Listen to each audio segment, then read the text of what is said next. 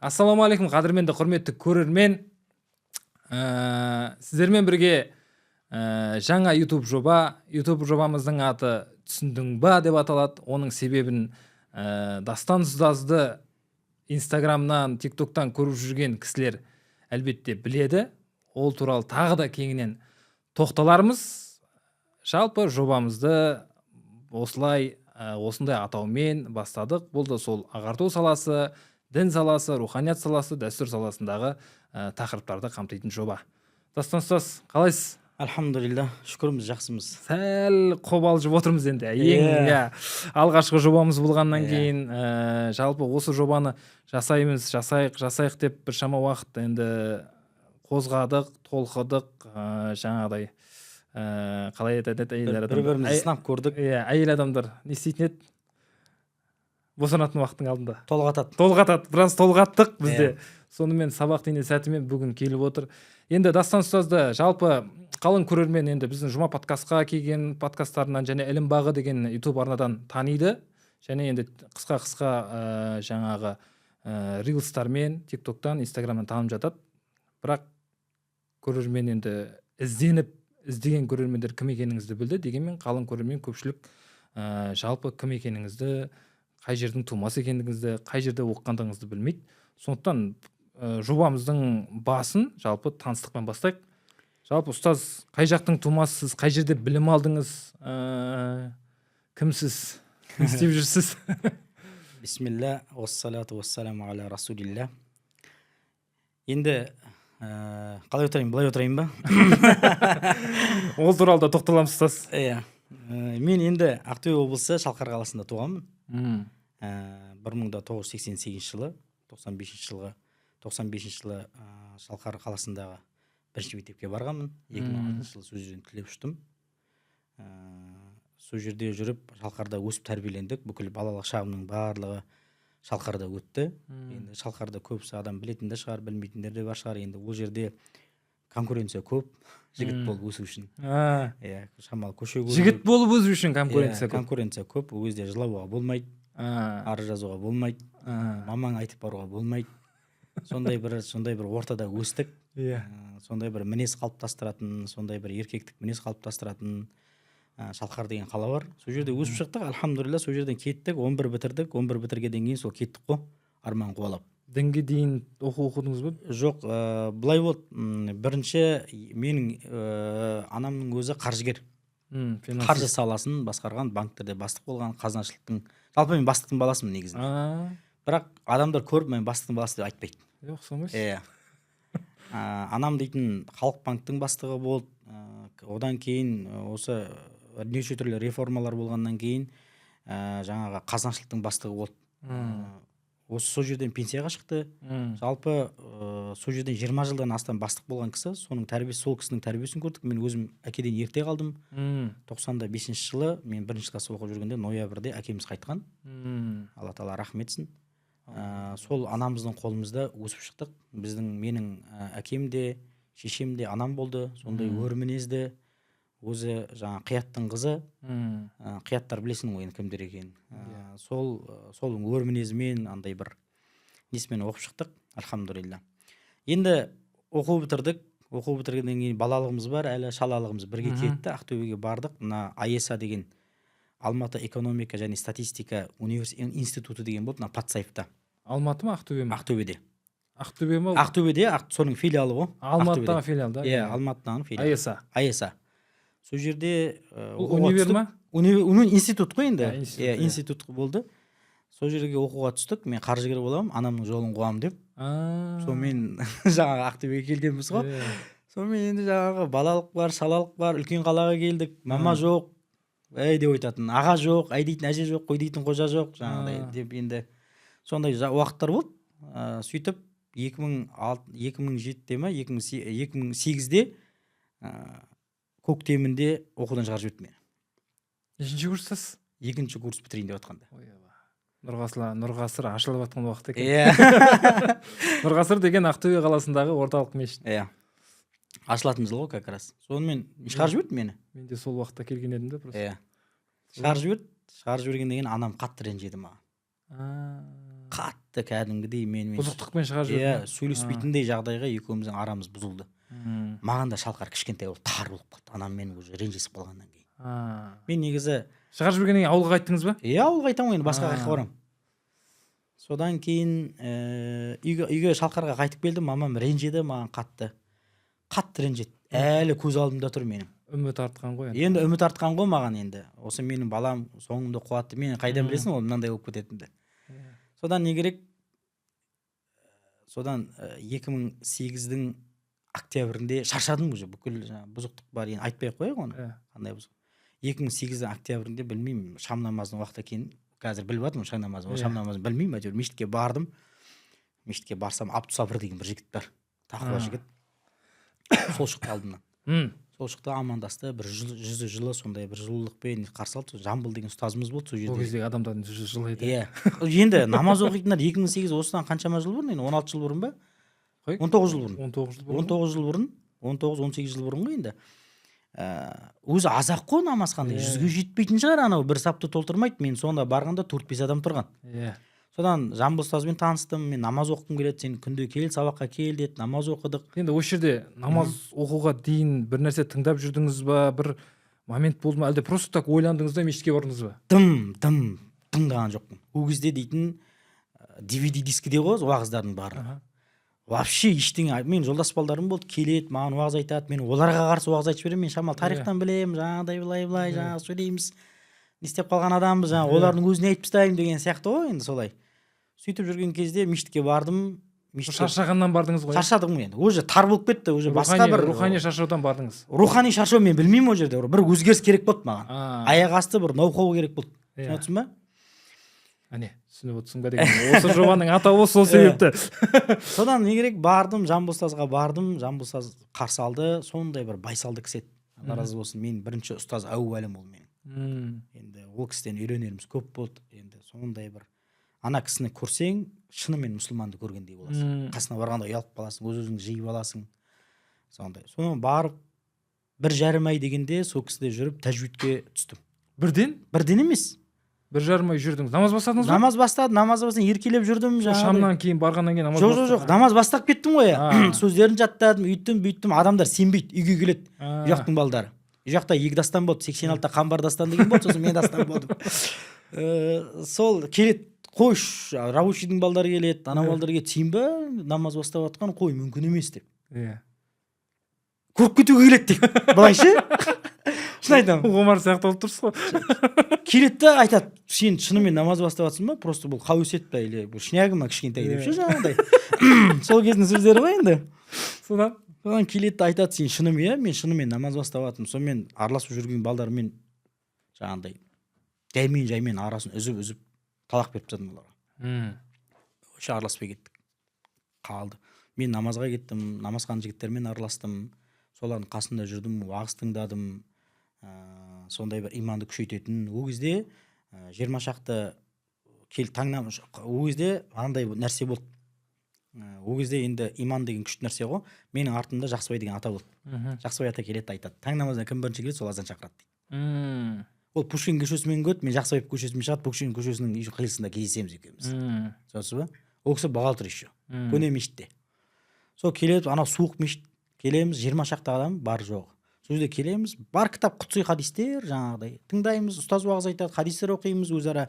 Фиқх, ақида, усул фиқх, хадис, вахабизм, салафизм, матрудия, ашғария. Дым жоқ, білмейміз біз ондайды.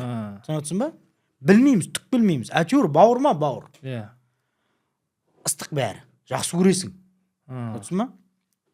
Содан жүрдік, сөйтіп жүргенде сабақ алдық, үйттік. 1,5 ай дегенде тәжвидке түстім. Намаз оқып кеттік, сонымен мен Ақтауға кетіп қалдым. Ақтауға уже маған шалқар сыймай кетті. Маған анамның реніші бар. Үйдегі намаз оқу қабылдай алмай жатыр. Менің радикализм бар, жаңағы колбаса жемеймін. Жаңа сендер дұрыс емессіңдер деген баяғыда өттік қой бәріміз. 2008-де енді ол нәрселердің ықпалы болды ғой. Айыра алмаймыз. Мақанда мамалар дейтін, кәдімгідей сен дейтін, қуып кеттің, ауышып кеттің. Баяғыдастан жақсы еді деген сияқты. Жаңа үйге миски сөкпесің, далал дегендер болды. да балқыз деген сильвер деген болды, үйге деген өтірік бақан қуат құрық кет бар жуып кел ана бәлем деп түсінбейді ғой енді, білмейміз. сол иістерге біз просто шыдап жүрдік ау деп шыдап жүрдік, иә. негізі қатынаған иә, қатынаған жоқ негізі, басқаша қатын жоқ енді. Сол мисуак ауызда ағашпен мына көрін кірген не болды деп жаңа аузымен мисуакпен ысқан несі деп. содан 20 жағадағы жігітпін ғой енді мен ол кезде. Хиджам жасадық бірде. Ана хаджамдар көреді да, мынау не, кім осқан сен дейді ғой. Өзім қараймын да шошып кетемін анау бүйтіп. Алмаспен осқан ғой хиджамын ше. Түсіндің ба? Ең бірінші моменттер, ең бірінші сезімдер, эмоциялар ғой бұлардың барлығы. Сонымен жүрді Ақтауға кетіп қалдым. Ақтауда жүрдік та, Шалқарда жүрген кезде, ол кезде ағам бар еді, ағам армияға кетіп қалды. Сонымен маған қайтып келуге тура келді. Біз медресеге түсетін жолдың алдындағы оқиғаларды айтып жатырмыз, сондықтан мұқият тыңдап отырыңыздар. Содан келдім Шалқарға. Шалқарға келгеннен кейін оның алдында жаңа Бақытбек келді ғой, Бақытбек ұстаз келді ғой қыста. Бақытбек деген имам болған. 2008 қыста Бақытбек келді. Сонымен Бақытбек келді, бүгін аппақ куртка дәу жігіт, сақалы бар. Сіз Ақтаудан қайтып келдіңіз? Жоқ, Ақтауға бармай жатырмын әлі. Әлі бармай жатырсыз? Иә, бармай жатырсыз. Ақтауға бармай жатырсыз. Сол құдды бір аспаннан Жебірейіл түскендей келді деп айтты ғой. Елестеді ғой маған ше. Бақытбек келген уақытта ғой. Арабша сөйлейді. Ой. Ана бүйтіп тыңдаймыз, аузымыз анауда жібереді уақыт ұсташы. Арабша кітаптарды ашып қояды да жаңағы арабша ғибараларды оқиды. Анау енді қызық, сонымен бірге моншаға барамыз, артын ысып береміз анаң ше. Қызметтеміз, ана кірін есіп беріп, артын кәдімгідей қызметте болып, үйінен су тасып, бірге жүріп, ананың қасында жүрсең, руханиятың толады. Ішің толады ғой. Ішің толады, кәдімгі иманың күшейеді. Амалы да бар. Иә, амалы бар. Сонымен Ақтауға кетіп қалдым, ол сол немен. Ақтауға кетіп қалдым, Ақтауға келдім, Бақытбек ұстаз жүрген, келдік. Мешітке бірінші ремонт жасадым. Тоқтай тұрыңыз. Ақтауға бардыңыз. Ақтауда лесомонтажник болып жұмыс жасадым. Қанша уақыт? Бір 6 айдай ма, 1 жылдай ма, сондай уақыт болған жоқ. Көп болған жоқ, қайтып келдім. Содан қайтып келсеңіз? Бақытбек ұстаз әлі жүр. Мешітті ремонттадық. Бірінші мен білем, Әділбек деген бауырымыз болды, үлкен 77, Жақсыбайдың бас жанында тұр. Сол үйленіп жатқан кезде бірінші пол жасадық. Стяжканың үстіне қарағыз, қағаздың үстіне жетіп тастаған ғой болды. Ана жерде дәлел ұстау мүмкін емес. Мешітте сондай болды. Оны алып келіп полын жасадық. Мешіттерге жаңадан леп беру. Леп беру, енді басталып жатыр ол уақытта. Анау баяғы мешіт қой, еще қобласы дұрыс емес екен. Қобланы түзет келіп, Бақытбек ұстаз келіп. Жаңа ба? Жобамен ұрған ғой кезінде. Содан не керек? Бірінші ана ремонт, мешітке ремонт жасалып жатыр ойлашы. Одан кейін көктемде төбесін ашып жаптық. Несін жаңағы терезесін салып, мешіттің кәдімгідей жаңағы несін алып келіп, 2 пешін мен бұзғанмын. Ана 91 жыл жалынған мешіттің 2 пешін мен бұзып, өз қолымен бұзып, соны салып, АГБ келіп орнатқан сол кезде. Жылып мешітіміз. Мәсіне шешіп. Оказывается, бұлай істеуге болады екен. Оған дейін ой келмеген. Ой келмеген ғой, оның жолдары жоқ, несі жоқ деген сияқты. Іскерлігі ойында. Бақытбек ұстаз келіп, ана сабақ айтқан кезде, субханалла, құдды бір енді Жәбірейіл астыда аспаннан түсіп әңгіме айтып жатқандай көрінді ғой бізге ше. Арабша сөйлеген, ағылшынша сөйлеген адамды көрмегенбіз ғой енді. Дінде арабша сөйлейтін адамды көрген кезде біз анаған қазір кет артымызға жүріңдер десе біз басайын деп тұрық қой. Жаңатсың ба? Содан жүрдік, қасында жүрдік соң. Соны Бестамақта медресе ашылып жатыр екен. 2008-де ашылып жатыр. 2008-де ашылды, 2010-да Бестамақта ашылайын деп жатыр. Қазіргі зданиясы. Кіріп келгендегі зданиясы бар ғой, қазір ремонт емес. Ремонтталған күй емес ол сөз. Сон Бақытбек маған келіп айтты ғой. Дастан деді. Мен қарадым, Шалқарда жүрдім. Сенен басқа жөн дұрыс адам жоқ деді ол маған ше. Мен дейтін жаңағыда өйтіп қалғадым ғой енді ше. Өйтіп қалдым ол, оказывается, ол не істеп жатыр екен ғой, ұйықтатып жатыр екен ғой мені. Өзінің несі ғой енді, сөз тапқырлығы, іскерлігі ғой енді. Вербовать етіп жатыр екен ғой. Мотивациясы ғой. Ол кісіге білімді адамдар керек, оқыту керек балдарды. Тапсырма бар, еще әр ауданнан 1-2 бала жіберіңдер дейтін. Сонымен маған келді да, вербовать етіп жіберді. Үйге келдім, мамаға айтамын, мен медресеге өтсем, мама деген. Ана мяулар мяу демеймін, мысықтар ана тікірініп кетті маған. Болды, сен кетіп баратсың, жихад, анау мынау. Субханалла. Мамаға дәлелді шешенді ананы. Қалай түсіндіресің? Ойбай балай, өзің амалың жоқ. Манау харам деп жүрген адамсың сен. Анау мұсылмандық бір сипатың жоқ сенің. Сонатсың ба? Мешіт жөндегеніңе мәссің. Мама айтады ғой, сен құрыдың бала деп. Сен дейтін сектаға кіріп кеткенсің, үйткенсің, бүйткенсің деп. енді баласын уайымдап отыр ғой ол дейді. ол жерде ол уақытта өткеннен сондай қатты апасының жихадқа кетіп отқан адамдар болды. Өзін шалқарда ол жерде атын атап түсін түстемей ақ қояйын. Жихадқа, Чечняға, Кавказға жаңағыдай Саид Бурятскийдің уағыздары жаңағыдай дискімен жүріп сол уақытта ұшынып тұрған кездер ғой. Содан алды да мені медресеге жібереді. Медресеге барып түсем жаңағыдай көшеден келген баласың, тәртіп дейді, Құдай-ау.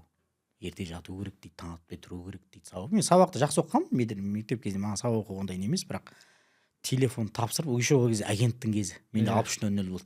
Ана 6300 тапсыру деген бір бөлшегінде кесіп бергенмен тең болды ғой бізге.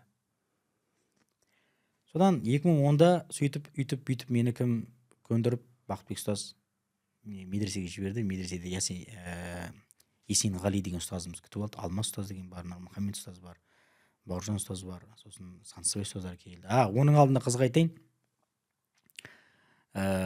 Мамамызға қалай сендіреміз деп жүрген кезде, қалай көндірдіңіз? Қалай мен айттым, жүр кеттік Нұрғасырға барайық. Ақтөбеге келдік. Ол кезде Сансыбай ұстаздар бар, Мысырдан келіп жатқан уақыттар ғой. Асланбек ұстаз бар, кіріп отырдық. Исмахан ұстаз бар, соның кабинетіне кірдік. Кожаный диваны бар, сол жерде отырады. Кейсем ұстаз отыр келді, сақал мынандай қолында таспиқ басында. Ондай адамдарды көрмеген ғой біз. Бәрі сақалын қырып тастаған адамдар. Келді, маманың мысы басылып қалды. Сразу байқадым. Асланбек ұстаз то Шалқардың жігіті, Соленыйдікі. Асланбек ұстаз. Солар бар түсіндіріп, біз осындай тіркелгенбіз, осындай неміз, біз дұрыс жолдамыз, ресми, біздің документіміз бар. Енді біздің мама бастық адам қағазға сенеді. Слово к делу не пришьешь деген оларда қағида бар, маңдайларына жазып алған. Олар сөзбен шешпейді, бәрі қағаз. Түсінесің ба? Ол айтады, қағаздың бәрін көреді, болды, жүрегім тынышталды, мұтмайын болдым, болды, балам батамды бердім дейді. Мені мынандай жағдайға жеткізген менің мамам. Имам Ахмад ибн Ханбал радиаллаху анху арда айтады. Ән-нисау масаниу ар-rijal дейді. Әйелдер ол еркектерді жасап шығатын фабрикалар дейді. Түсінесің ба? Ақшасын аямай, маған беріп, батасын беріп, шығарып салып, киімдерін алып беріп, бәрін жасап жатқан менің мамам. Алла разы болсын. Алла разы болсын. Содан медресеге кеттік, мешітке барсақ. Қаяққа түстім деді ғой, бізде жаңа сәләфиліктің ұшқыны бар. Тәкфирліктің ұшқыны бар. Есет Батырда ақи деп жүрген адамбыз ғой, кәпірлерге қарсы күресті деп. Ояда бір сәләфит жігіттер айтыпты ғой, бір әже қайтыс болған ғой. Намаз оқитын әже болған ғой, соны айтады дейді, әже жаңа сестра ғой деп айтады дейді. Сөйтіп айтып жүрген заманнан ғой енді ол кезде дейтін. Елестете аласың ба? Инстаграм жоқ. Мен көрдім да, менде 2008 жылы бастадым намаз. Сол уақытта сол сөйтіп жүргенмін де, сол болса елестетіп отқан көз. Содан қаяққа түстім мен. Мынау несін? Анаған сенің бұрынғы сеніп жүргенің бәрі дұрыс емес деп жатыр. Ол жерде выход жоқ. Дарынның Мұбаровтан басқа тыңдайтын адам выход жоқ басқа. Саид Бурятскийден тыңдайтыннан басқа выход жоқ. Абдуғаппар ұстаздар ол кезде Абдуғаппар ұстаздардың жоқ. Ол кезде қаржыландыру жоқ ол кезде. Соң қаяққа түстім дедің? Қаяққа түстім бе? Бақытбек ұстазға звондаймын. Ұстаз мен қаяққа тығып жібердім. Ертең сен мен жағамен аласам, ертең қияметте есептесеміз деп жаңа айтып жатырмын ғой ол. Ол айтады, шыдашиш, оқышиш деп жаңағыдай. Содан бұрын истихара намазын оқимын. Мына жақта қалайын ба, қалмайын ба деп. Түсімде Бақытбек ұстаз кіреді ғой. Ілім алмағандар деп жаңағыдай осындай адасады деген сөздерді көрдім ғой. Бақытбек ұстазға звондаймын. Бақытбек ұстаз, мен осындай сөз оқыдым. Болды деді ғой. Ұстап алды осы. Сол жерден қалғандарды ғой мен. Жучок сол жерден ұстады ғой. Түсінесің бе? Кетті ол одан кейін. Содан медресеге түстім. Мәбдәл деген бір кітап бар. Жек көремін ол кітапты бар ғой. Атынан желкелемін. Жек көргендіктен жақсы көресіз ба? Оқытпаймын мен қазір балдарға, оны бар ғой. Оқытпаймын. Алып тастағанмын. Біреу Мәбдәл оқытайық десеңші баршы, менше кәдімгідей. Бірақ енді раздражение болады. Жек көргенде андай бір жек көрмейтін шығарсыз, просто бір қиын ана кітап. Кітап қалам, дәфтарын мыста таратын. Ұмытып қаласың, ұстаздың алдына келесің. Ұстаз ұрады сені. Шыбықпен наказанияға береді. Ол уақытта ұратын еді, қазір ұрмайды деп айтып қойыңызшы. Наказанияға түсіреді сені дейтін. Туалет жуғызады, алланың алдынан кілең тірцелдер дұрыс емес аналардың. Еще аналардың артын жуып шығу деген нәпсіге шыңғырады кәдімгідей. 6 ай оқыдым ғой. Одан кейін сарып келді, катабата дейді. Не айтып жатыр мынау дарабар? Бұны қарапайым көрерменге түсіндіріп кетейік ұстаз. Бұл сол жікте ғой етістіктің. Араб тілін оқудағы морфологиясы, ережелер. Абдал деген алғашқы үйренетін кітап, сарф деген одан кейінгі морфология, наху, грамматика, иә? Нахуй деген синтаксис. Синтаксис, иә. Бұлар енді морфология мен нахуй мен сарф екеуі грамматика кітаптарына жатады. Соны айтамын, жалпы грамматикасы. Содан сарфты айтады, түсінбеймін мен ананы. Иә. Ұстазыма Алла разы болсын ше, ұрады, соғады, наказание тағады, бірақ медресені шығарамын деп айтпайды. Ұрғанына рахмет етесіз. Жақсы көремін мен оны. Содан ұрады, не істейді? 6 ай болды. 6 ай өтті, үміт жоқ, үміт көз сөніп баратыр. Ұстаз қызық болмай баратыр. Қызық болмай баратыр. Нұрперзент деген балдар бар, Қайырхан бар. Одан жаңағы Асқат бар, Әжуг ағалар бар. Мешіт жөндеген жақсы еді деп. Иә, мамама қызмет қылайын деп жаңа шайтандар сол хадис түсіреді ғой, әлі күнге айтады балдар дейді оны. Содан ұстаздың көрегендігі ғой, Есенғали ұстаздың. Алтта синтаксиске тығып жібереді ғой. Бастап кете өшті. Синтаксисті ішемін ғой бір кезде. Пук деп жарылып кетеді ғой мынау. Түсініп бастаймын. Фағил, мафулин, бих, ананы кәдімгідей талдаймын. Озып кеттім үшім. Алдыңғы үздіктердің қатарына қосылдым нахуйда. Енді не керек маған? Сарф керек. Сарфты алдында өзім оқып алдым. Қашып жүрген сарфыңызда өзіңіз бардыңыз? Өзім барында оқып алдым. Енді өзім оқыдым дегенде уже ұстаз саған бермейді, уақыт жоқ. Өзім оқимын, ұстаздан барып түсінбеген жерімді сұраймын. Өзім ашылып кетті деген сөз. Тығыным ашылып кетті уже. Уже нелерге түстік. Кітап оқитын дәрежеге түстік. Ой, тәкаппарлық нампысе бастады уже. Тәкаппарлық уже. Бүйтіп жатамыз. Мафулинби хавар деп иғраптаймыз жаңағы. Қиналмай. Қазақшасын айтып отырыңыз. Иә. Ана талдаймыз. Аударасыз, талдайсыз, ашасыз. Талдаймыз жаңағы пысықтауыш, анықтауыш, толықтауыш, зат есім, сын есім, жаңағыдай есімдік, одағай деген сияқты. Үстеу деген сияқты ананың бәрін ажыратамыз. Деп. Сөйтіп не керек? Түсеміз. Неге көреміз? Жаңа кітапшаға түсеміз. Ұстаз Сансызбай ұстазы келіп тапсырып еді, Иғдад деген кітап береді. Ұстаз келмесе екен дейміз ол сабаққа. Келмесе екен дейміз. Ой, отырасың, ұстаз деген қорқасың ғой, енді ана ұстаздың мысы деген мықты ғой. Дейді ғой анау ше. Не оқып жатқаны? Сарф мына жаққа, нахуй мына жаққа, мәбдәл мына жаққа бәрі шашылып қалады ғой. Дейді, қайтып жиналып қалады ғой анау ше. Алла разы болсын. Көрдің? Ана бүйтіп қарап отырамыз. Нексе келсе бітті, кайф, сынады ана жерде ше. Дейсің ғой. Ана жерде оқыдым. Bir күні мен өзім оқып аламын күштеп. Аударып аламын, қарекеттерін қойғызып аламын, иғраптаймын, уақыттаймын, деп оқып беремін. Оңбағансың дейді ғой сен маған. Мен айтамын, ұстаз енді оқысақ та ішімнен айтып жатырмын ғой, ұстазға айта алмайсың. Оқысақ та оңбағансың, оқымасаң тағы оңбағансың. Не болады сонда мынау деп. Маған айтады ғой, сен қасындағы балдарыңа үйретпегенсің. Оқытпағансың дейді ғой. Команда болып жұмыс істеу. Команда болып жұмыс жасау, бір болу, өзің оза шаппау, барлығын алып жүру деген сияқты. Сондай оқиғалар болды. Сөйтіп не керек? Төлеген ұстаздар келіп бастады. Дерадикализация, салафизм бәрін өстіп бастады. Мен бетім жаймен деп қайтып бастады.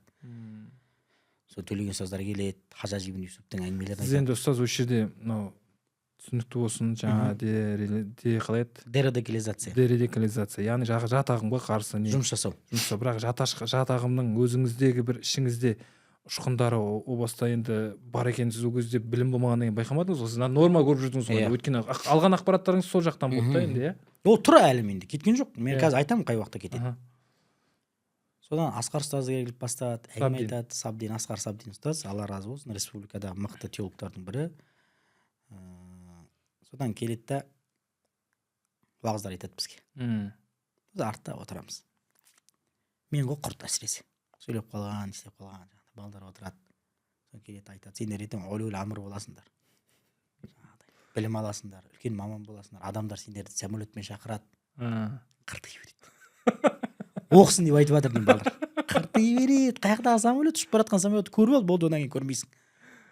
Енді ол кезде мынандай болып кетеді деп білмейміз ғой, енді біз молда боламыз, имам боламыз деп жүрген адамбыз ғой. Иә. Теолог боламыз, ертең анау боламыз, мынау боламыз, сондай мемлекеттік деңгейдегі мынандай студия ашамыз. Жоқ, енді мемлекеттік деңгейдегі дәрежеде қоғаммен жұмыс істеймін деп ойламадыңыздар ғой? Иә, ойламадық қой. Ағарту екенін түсінген жоқсыз. Ағарту екенін түсінген жоқпыз, білген жоқпыз. Қыртый береді. Оқысын деп айтып жатыр бізді деп. Содан 40 артта жүрік қой жаңағыдай. Содан бірақ өзіңіздікін оқып аласыз жаңағыдай. Иә, өзіміздің оқып жүрік қой енді. Оқымасаң оңбағансың ана жерде. Ең жаңағы медреседе сабақ оқымасаң оңбағаны сенсің в общем. Содан 3-ші курста жаймен деп Мұратқали деген ұстазымыз келді. Үлкен кітаптарға түсірді. Ауамел оқыдық, үттік, бүйттік. Сосын аналардың уағыздарымен бізде Алла разы болсын Сансызбай ұстаздар, Бауыржан ұстаздар үлкен кітапхана ашып қойған. Сахих Бұхаридің жаңағы шарықтары, Табаридің тәпсірлері сөйтіп келіп бастаған. Енді ол кітапты дендеп қатты оқи алмасақ та, әйтеуір түсінетіндей дәрежеге жеттік. Ана кісілердің уағыздарымен мына кісілердің уағыздарын салыстырамын, ананың айтқан беттеріне келмейді. Сәйкес келмейді. Осы жерде ашықтап кеткенше кіммен кім салыстырып отырсыз? Атын айтпай ақ қояйын, түсін түстемей ақ қояйын. Ана салафизм, вахабизмді насихаттап жүрген адамдардың айтып жүрген тәпсірлерінен мына жерден сәйкес келмейді. Яғни сіз оқытқан медреседе оқытқан ақпаратпен сәйкес келмейді. Мен өзім барып оқып тұрмын ғой. Табаридің тәпсірін ашып тұрмын, Бұхаридің шарқын ашып тұрмын. Көріп жатырмын, уже менде қызығушылық бар, ішімде алай-дүлей болып жатыр. Неге мына екеуі екі бөлек әңгіме айтады? Әлеуметтік желідегі әңгіме басқа, медреседегі әңгіме басқа болып жатыр ғой. Иә. Енді мен алай-дүлеймен күресіп келе жатырмын ғой. Ішімде тұр ғой, ешкімге айтпаймын ғой оны мен. Эмоцияны көрсетпеймін. Қараймын, олай емес. Келмейді вообще. Сол кезде түсіндім мен. Яғни Матруди ақидасы біздің айтып жатқан ұстаздарымыздың ақидасы хақ. Деп мен сол жерде салафизм, вахабизмді тастап кеттім. Тастап кеткеннен сіз енді ол болып кеткен жоқсыз ғой, просто сол ақпаратты тұтынып қойғансыз. Яғни салафит болып, сол ақпаратты, сіздегі ақпаратты, сол білімдер, сол ұстаздардың білімі шығарып жіберді десек болады шығар. Такфири жасаған жоқпын, ешкімді жарайық деп айтқан жоқпын. Біздің айтқанымыз жаңа Құдай аспанда деп айту, Құдайдың қолы бар деп айту, жаңа муташаби аяттарды тікелей түсіну, астарлы мағынада аяттар, солардың барлығын қарадық. Мен сонымен ауырдым. Университетке бардым, араб ұстаздармен кездестім, кітаптар сатып алдым, тәпсірлер сатып алдым. Медресені бітіріп алайық, сосын университетке кетейік. Сосын медресені қызыл дипломмен бітірдім, альхамдулилля. Сөйтіп сарфпен мәбдәл бітіре алмай жүрген дастан, Алланың қалауымен, мамамның қолдауыменен, мамамның дұғасыменен. Енді медресе бітірген кезде бір жағдай керемет болмады ғой. Ары қарай оқуға не мотивация болды? Сол мамаңыздың қолдауы ма? Жоқ, бұл жерде мынандай болды. Әлде сол білімге деген Мысырға кеттім келді мен. Білімге деген құштарлық па? Білімге деген құштарлық болды. Мен Мысырға кеттім келді. Сосын ол кезде ол медресе қазір білмеймін, жібермей ма, ол кезде Құрбан айттың кезінде алдын ала бізде мешіттерге неге жіберетін еді? Практикаға жібереді. Қалалық мешіт қой, старый мешіт қой, баяғы. Қазір салынбаған баяғы. Ол кезде Бақытбек имам қайттан Бақытбек жаңа Шалқардағы ағамыз уже Ақтөбеге келді. Ақтөбе қалалық мешітінің имамы. Сол кісі шақырып алды, қасына бардық. Сол жерде ағалармен таныстық. Сонымен спонсор іздеп бастадым. Өйтіп спонсор табылмады. Сонымен Нұр Мүбарактан басқа ешқандай бізде не болған жоқ. Вариант болған жоқ. Басқа выбор жоқ. Сен я Нұр Мүбаракқа барасың, я имам боласың. Имам болуға вообще желание болған жоқ. Оқығымыз келді ары қарай. Біз жерде имамдық деген нәрсе емес. Просто оқығымыз келді ары қарай. Бір орында тұрып қалуға болған жоқ. Енді не ашылды ғой. Тығын ашылды. Ықыласы ашылды.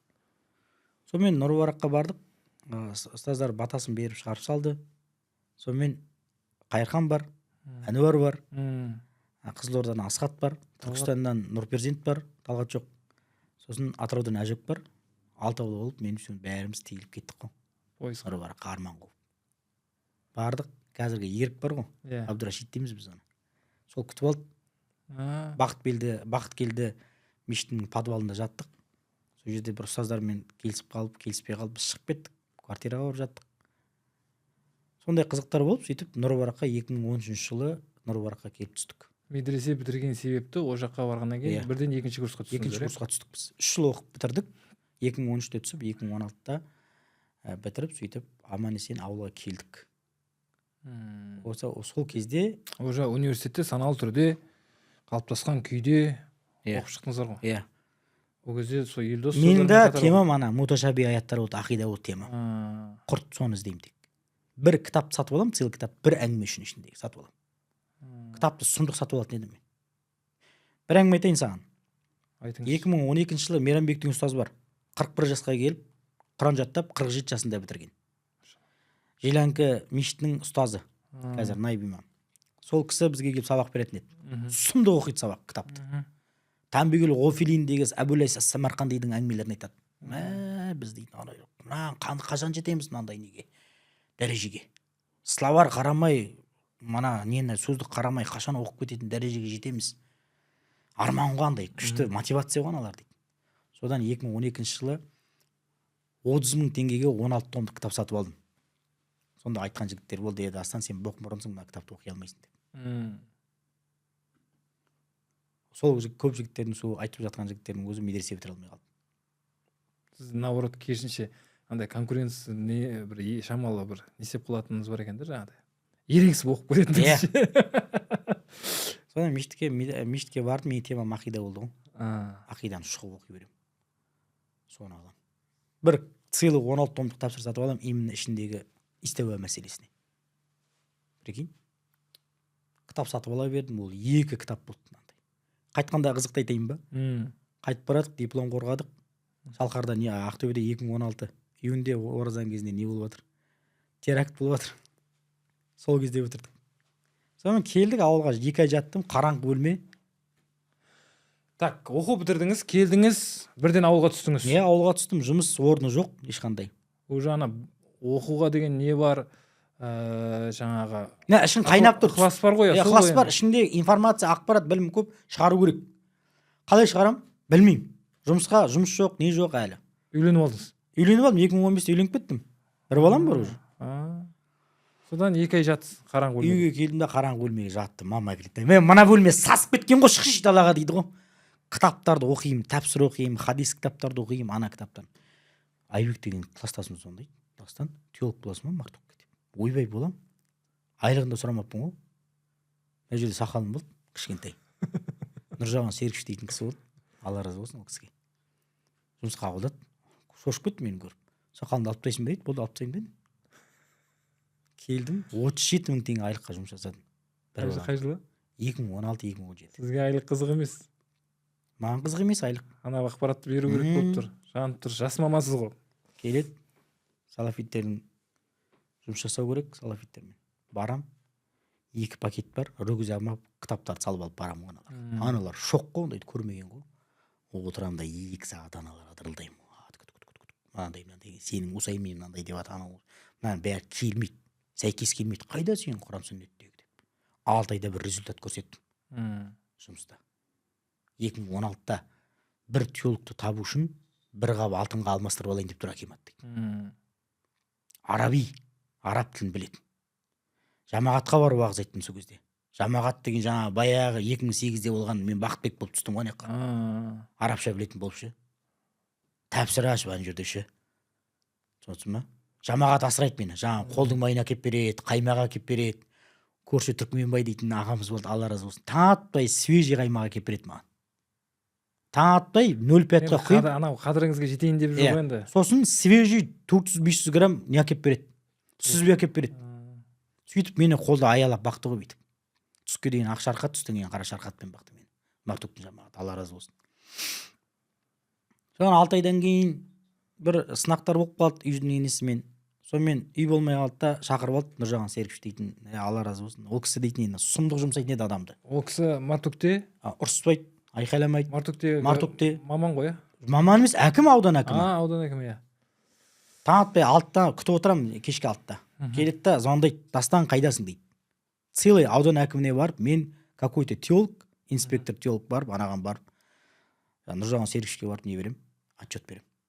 Өзі қабылдайды мені. Соны жүрді бір күні. Соны не болды, анау болды, сосын жұмысқа бармай жатып алдым. Шамалы еркелігім бар, ауылға барып, апам үйіне барып жатып. Шығармашылық адамсыз ғой бір жағынан, шамалы кішкене кейде. Үйден шығарып жіберді, өзі жататын жер жоқ, мен затымды жинап алдым да кетіп қалдым. Үй жоқ. Содан келдік, звондайды, тастады, мен Дастан сен тазасың ба, кетіп қалған не, басың істемей ма деп жаңа айқайлап жатыр да маған. Оны айқайлайтын да реті бар енді. Подставить етіп тұрмын мен, подводить етіп тұрмын. Шақырдым, көйлек шалбарымды киіп алдым, таксимен жетіп бардым. Бардым, Нұржаған Серікш отыр, мен ұрсады деп ойладым. Не істедің ана кешегі нелер жаздың ба, үйттің ба, бүйттің ба деді. Болды, үйің дайын, ертеңнен бастап новый үйге кіресің деді. Туалет ваннасы ішінде.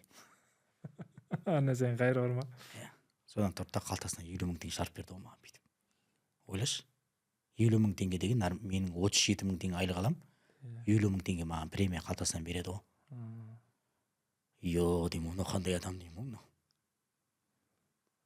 дәлше басқан соң жұмыстан қанаттанып алып. Содан енді мартукта кішкентай болып қалды, уже өстік шамалы. Где-то что-то сабақтар бердік, қандай кітаптар оқу көрген білдік, адамдардың көзіне түсіп жатыр деген сияқты. Содан 2017 жылы Ақтөбе қаласында Шанхайдағы атақты шестеркаге теолог болып келем ғой. Ақтөбеге келу керек болды маған. Сол себепті түрмеге кірдіңіз. Түрмеге сол жақта инспектор теолог болып сол жаққа кірдім, жұмыс жасадым. Ол жерде менде бір қасиетті жабыстырып шықтым ол жерде. Жақсы ма жаман ма білмеймін, адамға сенбеу керек деген. Түсінсің ма? Түрмеден қалыптастырып шыққан. Түрмеден қалыптастырған ең үлкен қасиетім адамға сенбеймін. Сенбеймін адамға. Өйткені ана жерде неше түрлі адамдарды көрдім мен. Мүлде сенбейсіз бе әлде бір белгілі бір дәрежеге дейін сенбейсіз? Белгілі бір дәрежеде ғой. Бірінші кездесуде мен оның айтқан әңгімелеріне сенбеймін адамның. Андай бүйтіп күдікпен қарап, жан-жақтан сұрап сөйтіп тұрамын.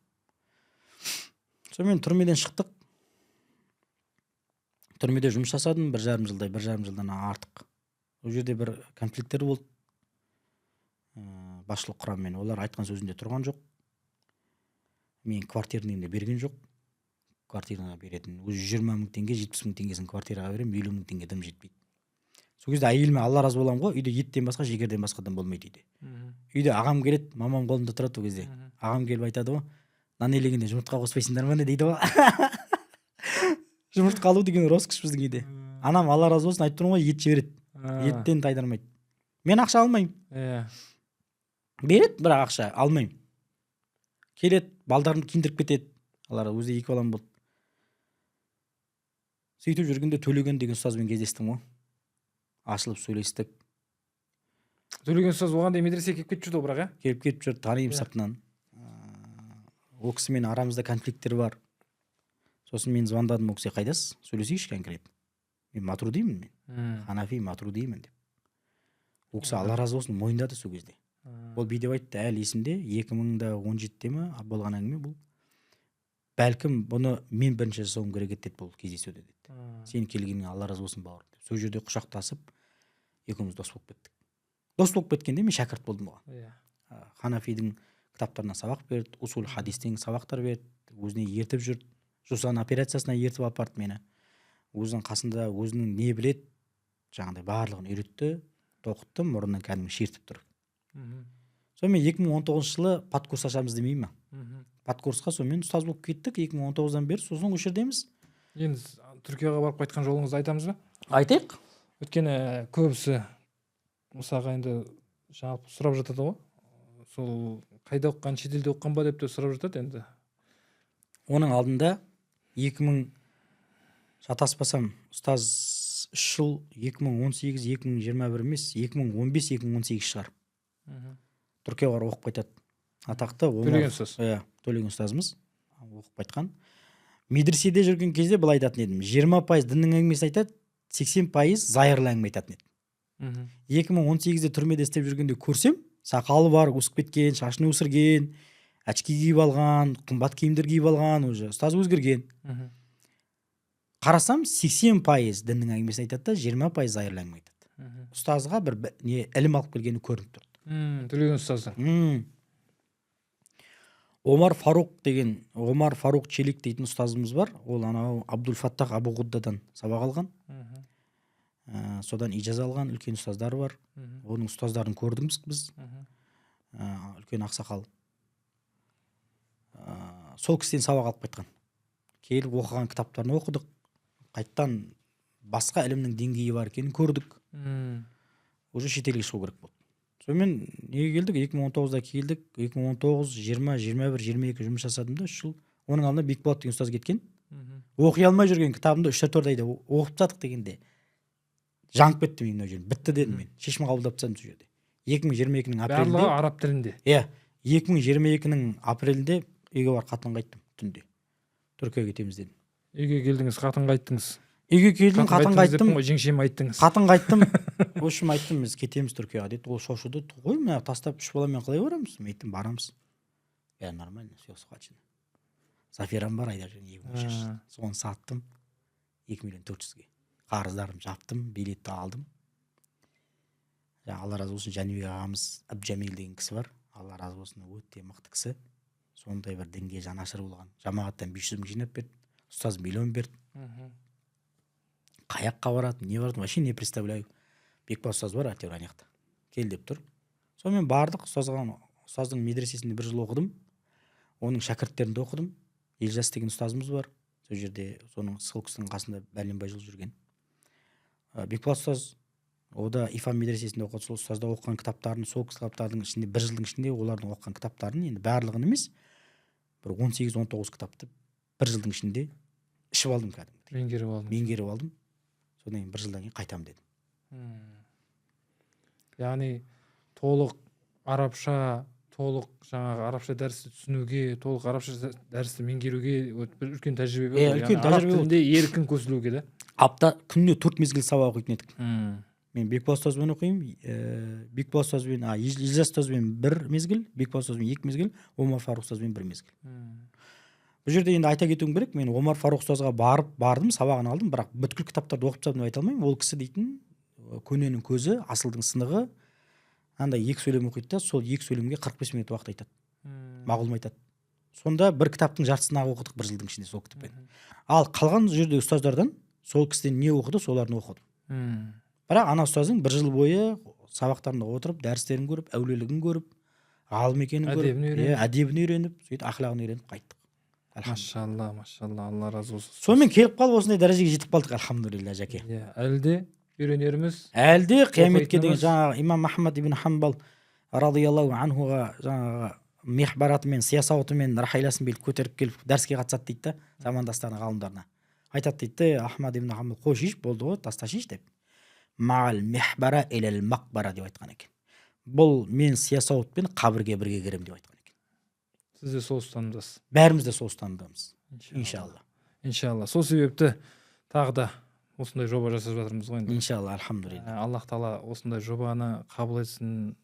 Енді уайымдаймыз, енді до конца пайдалансын иншалла. Көп жобалар енді қолдау таппай тоқтап қалып жатады енді. Өкінішке орай. Тоқтамасын иншалла. Көре берейік иншалла. Ұстаз, жаңа басында айтып өттіңіз ғой, өткен бір подкастымызда сіз аяғыңызды былай қойып оттыңыз. Соны кейіннен жаңағы кейбір кісілер дұрыс түсінбей жатыр, аяғыңды түсір деп ойлады, түсір деді мысалға да. Біз енді кейде сол үзір іздемей не істеп қаламыз. Кейбір ұстаздардың өзі түсінбей қалып жатты да мысалға. Соны да бір айтып өте салайықшы, жаңағы қозғадық қой. Негізі ол жерде ол камераны ондай түсіретінін сіз білмедіңіз біріншіден.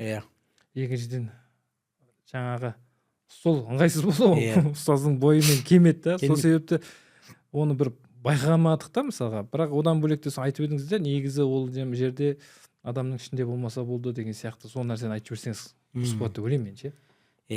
Жалпы тәкаппарлық деген ішінде барлық адамның ішінде болады тәкаппарлық асылында. Бірақ адамдар өзінің тәкаппарлығын басқара алады адамдар. Кейбір адамдар басқара алады, кейбір адамдар басқара алмайды.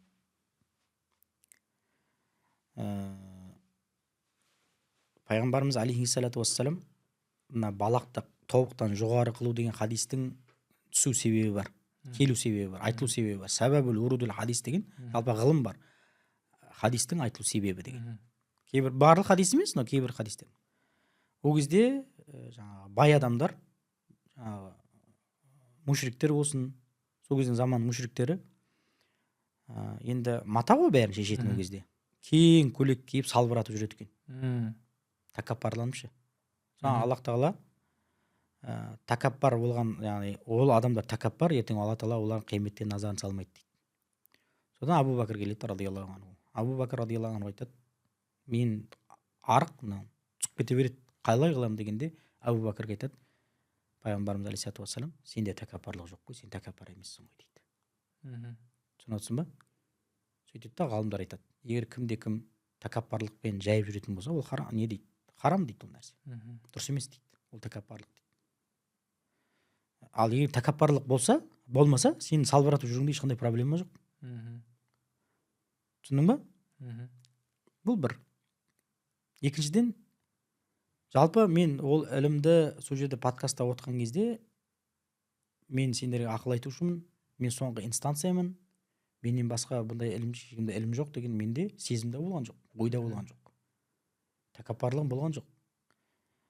Үшінші себебі, мен бойым кішкентай, анау қысқа стол ұзын, анау бүйтіп кішкентай бала сияқты качелиде отырған сияқты болып көрініп қалатын болды. Сосын маған ыңғайлы, бүйтіп отыру ыңғайлы болып қалды. Иә. Мен сөйттім де отырып қалдым. Шынымен қарасам, сөйлеген сөзіме дейін қарасам бүйтіп. Енді ана жерде өзің білесің, айдалада бозжырада қырда түсіріп жатыр қой енді. Желден тығылып бүйтіп, жел жоқ па, үйт жоқ па, анау жоқ па деп ше. Күн өртеніп тұр ана жерде. Ана жерде қып-қызыл болып келдік қой кейін барлығымыз. Жағдай жоқ. Біріншіден студия емес ол. Видеода әдемі көрініп тұр. Иә. Содан кейін мен былай отырып қалыппын. Иә. Ол жерде енді адамдар негізі үзір іздеу керек еді. Жалпы мұнафық адам мұсылманнан кір іздесе, мін іздесе, мұсылман адам неден үзір іздейді дейді. Қандай дәрежеде іздейміз деп сұрашайшы енді сен. Қандай дәрежеде іздейміз? Адамдарымыз айтады, біреудің аузынан дейді, арақтың иісі шығып тұрса дейді, сақалына арақ төгіліп кеткен деп айтамыз дейді. Никак ішіп алған деп айтпаймыз, үзір іздейміз. Біреу шығып Фирауынның сөзін айтып тұрса, ана раббукумул а'ла, мен ең жоғарғы құдаймын деп тұрса дейді біреу. Жоғары құдаймын деп тұрса дейді біреу. Аят оқып тұр деп үзір іздейміз дейді. Үзір іздеудің жағдаяты осындай. Үзір іздеудің патологы ма? Патологы осы міне. Мұсылман адам, мұсылман бауырын ешқашанда жамандыққа қимау керек. Ешқашанда. Сенбеу керек. Көзім өтірікші деп айту керек, құлағым өтірікші деп айту керек. Ол өзі үшін қайырлы ғой да? Конечно. Біреудің мін іздеп айтқанда не пайда ол? Бұндай толық болып кетуіміз мүмкін емес, бірақ максимум осыған тырысуымыз керек. Иә, енді мен айтып жатқан жоқпын. Қазір адам біреу келіп, сақалы жоқ адам аузынан сасып келіп бізге аузына арақ құйылып кетті деп айта алмаймыз ғой. Иман әлсіреп жүрген шығар деп ақтап алуға болады ғой, иә? Білмеймін енді, өзің ақтап ал. Керек емес біреудің артынан айту. На твою фантазия. Иә. Деп орысша қосып қояды екен. Мынандай ше, ғайбат болып кетуі мүмкін ол нәрсе ше. Ғайбатқа ұласып кетуі мүмкін. Құдай сақтасын. Бәріміз пендеміз ғой дейсіз ғой. Мұхаммад ат-тариқатул мұхаммадия деген кітап бар. Ас-сиратул ахмадия деген имам әл-Баркауи рахимахулла жазған. 3 түрлі ғайбаттың айтады. 3 түрлі ғайбат дейді. Айтамыз ба? Айтайық. Субханалла. Подкаст деген осы ғой, тақырыптан тақырыпқа өзін істеп кетеді. Біріншісі күпірліктеп келетін ғайбат бар дейді. Осыны айтайықшы. Қазіргі айтып жүрген ғайбаттарымыз осы біздің. Сәлман деген бауырымыз бар. Осындай кемшілігі бар. Айттым бойында кемшіліктердің барын. Бар ол, действительно. Сен тұрдың да айттың. Ғайбат қой, тастан қойшиш дедің. Мен бар нәрсені айтып жатырмын дедің. Бұл күпірлік дейді. Бұл ғайбатты халалға шығару дейді. Бұл адам діннен шығарып жібереді бұл. Бетіне айта аламын, надо будет деген сияқты. Иә. Бұған адам тәубе қылу керек. Харам нәрсе. Екіншісі, мен Сәлманды ғайбаттадым, сен айттың. Мен ештеңе деген жоқпын. Бұл ғайбат не істеуім керек енді барып, ақысына дегенде анадан барып кешірім сұрауым керек. Анау кешірмейінше Құдай кешірмейді. Адамның ақысы деген нәрсе бар, білесің бе? Ықтиярда мынандай әңгіме келеді қажылық бабында. Қолында 5000 не қанша? Қажылық қанша? $6000. $6000, $7000 деп алайықшы. Саған $6000 қарызбын, менде $7000 ақша бар. Қажылыққа барам ба, қарыз қайтарам ба? Аллах тағала айтады. Өзінің хақысын айтып жатқан жоқ Аллах тағала. Құлының хақысын айтып жатыр. Бірінші қарызын қайтарасың деп жатыр. Қарызын қайтармай қажылыққа кетіп қалсаң, сенің қажылығыңда проблема болады дейді.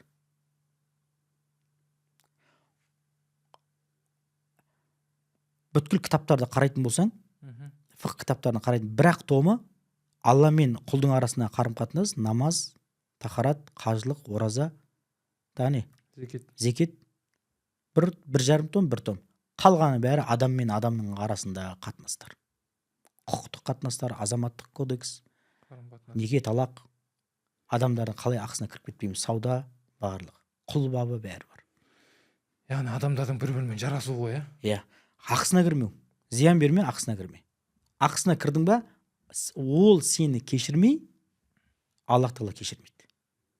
Вот, бітті. Кешірмеймісің, не істейсің ал? Бітті, жанып кетесің қияметте. Бұл өте қорқынышты нәрсе. Сондықтан мен былай деп айтар едім. Имам Шафиғи радиаллаху анху мынандай бір сөз айтады. Кімді адамдардың көзінше насихаттасаң, масқара қылдың дейді. Өзіне барып насихат айтсаң, насихат айттың дейді. егер бір адамда кемшілігін көрсең дайректіне жаз. Пәленше сенің пәленше деген видеоңды көрдім, бұл сәйкес келмейді негізі десе, мен алып тастаймын. Даже маған шыққан жігіттер де болды, ұстаздар болды, мен алып тастадым, проблема жоқ. Дәлелдерін айтты маған, мен қабылдадым, мен ол ұстазға айттым, бізді осындай қателіктерден сақтап отыратын ұстаздардың барына қуанамын дедім.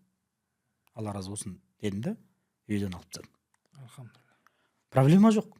Егер біз Құран сүннетке қарсы бір сөз істеп қойсақ, бір қимыл істеп қойған болсақ, біз оны қабылдаймыз және оны мойындаймыз. Бұл адамдардың ең қайырлысы. Енді ұстаз, бұл подкаст сізді таныстыру подкасты болып жатыр ғой. Иә. Сондықтан мына нәрседе есіме келіп отыр. Өткенде бір кісі звондап мынау подкастқа, жұма подкастқа яғни жалып жасайын деп едім дейді да. Сосын түсінбей қалдым. Не жалып десем, дастан деген шыққан екен. Әйелің сыбаға жібер дейді. Басқа уағыз көріп қалды ма? Қиямет бар, тозақ бар, соны айтпаймыз ба? Соны айтпайсыңдар ма? Немене бәле, әйелдеріміз осы видеоны бізге жіберіп отыр дейді. Кешірім сұраймын енді. Кеше жалғыз айтады ғой, сенің уағызыңды әйелім сторисінен көремін деп. Сондықтан соңғы уақытта әйелдердің сөзін көп сөйлеп кеткен сияқтысыз. Енді әйелден шыққан жоқпыз ба? Әйел тәрбиеледі, әйел оқытты мені, осындай дәрежеге жеткізді. Мәселе былай ғой, Аслан. Осы отбасылық мәселені қозғағалы бері дайретке тыныштық жоқ. Сол ғой, бұрын ақидан қозғап жүретіңіз, тып-тыныш еді. Иә. Ақидан ешкім түсінбеген екен ғой. Иә. Өзіңізді жайлап. Тиктокта да, дайректке де, Инстаграмда да маза жоқ. Ұстаз, аға, осындай олайын деп едім, осындай тыңдаймын, қараймын, жауап бермеймін көбісіне. Бірақ до конца жазғандарға жауап беремін кейбір кезде. Бәрінде ерлеріне, күйеулеріне жалып. Ерінбей оқыштым. Бір екеуінің мәселесінде шешіп беріп қосқан кездеріміз де болды. Осы аралықта. Мынандай деп айтып жатырмын ғой мен. Еркектер өздерін кайфовать ете бересіңдер. Өздерің сақ моншасына барасыңдар. Ұстаздармен әңгіме дүкен құрасыңдар. Ұстаздармен кайфовать етесіңдер. Жүресіңдер, бірақ үйдегі әйелдерін тоздырып жібердіңдер сендер. Я имани сабақ бермейсің, я оны сыртқа алып шықпайсың, я ең құрғанда өзің аптасына баратын моншаңның біріне де халал спа тауып алып, оған да жіберуге жарамай жатсың. Менің уағыздарымнан кейін бәлкім сенің манипуляцияң өтпей қалып жатыр. Сондықтан сенің нәпсің шырылдап жатқан. Біріншіден. Екіншіден, мен ойымнан ештеңе шығарып жатқан жоқпын. Мен Құран сүннеттегі нәрсені айтып жатырмын. Сахабалардың өмірбаяндағы нәрселерді айтып жатырмын. Алдыңғы өткен жақсы игілердің, пайғамбарымыз алейхиссалату вассаламның сөзінен айтып жатырмын. Талха ибн Убайдулла радиаллаху анху деген бір кісі өтеді. Сұмдық кісі. Сұмдық. Ал пайғамбарымыз алейхиссалату вассалам әл-ашара мубашшара. Жәннатпен сүйіншіленген 10 сахабаның ішіне кіреді. Осы орайда мен сіздерге айтқым келеді, бүгін бізде қонақта деген Төлеген ұстаздың каналы бар. Содан Талха ибн Убайдулла кім екенін біліп алыңдар. Мен айтпай ақ қояйын, өйткені созылып кетеді әңгімеміз. Сол Абу Бәкірдің қызына үйленеді. Умму Күлсүм бинт Аби Бәкір радиаллаху анха. Бұларға Омар құда түсіп келеді, анау бәріне атқа жүреді да Талхаға жүрегі бұрылып, Талхаға неге шығады? Күйеуге шығады. Талха қандай адам болған? Бизнесмен болған, құрма бақтар болған. Пайғамбарымыз алейхиссалату вассалам Бәдірде соғысқан, Ухудта соғысқан. Сұмдық кісілер болған. Еркектің еркегі болған. Умму Күлсүмнің қасында болғанда қандай болған білесің бе? Қандай болған екен? Умму Күлсүм айтады. Мені көрген кезде дейді, менің жүзімді көрген кезде дейді, жүзі нұрланып кетеді дейді. Менің даусымды естіген кезде күлімсірейді дейді. Мен жыласам жылайды дейді. Мен ауырсам ауырады, құдды бір менің ауруым оның денесінде болғандай дейді. Намаз оқыса дейді, өзіне дұға қылмастан бұрын маған дұға қылмай намаз оқымайтын еді дейді.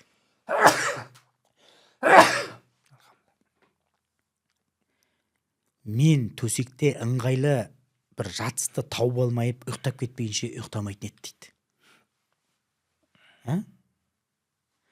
Менің қасыма отырып, жайғасып, аузыма тамақ салып мені тамақтандырмайынша тойдырмайынша күйеу не істемейтін еді дейді, көңілі жайланбайтын еді дейді.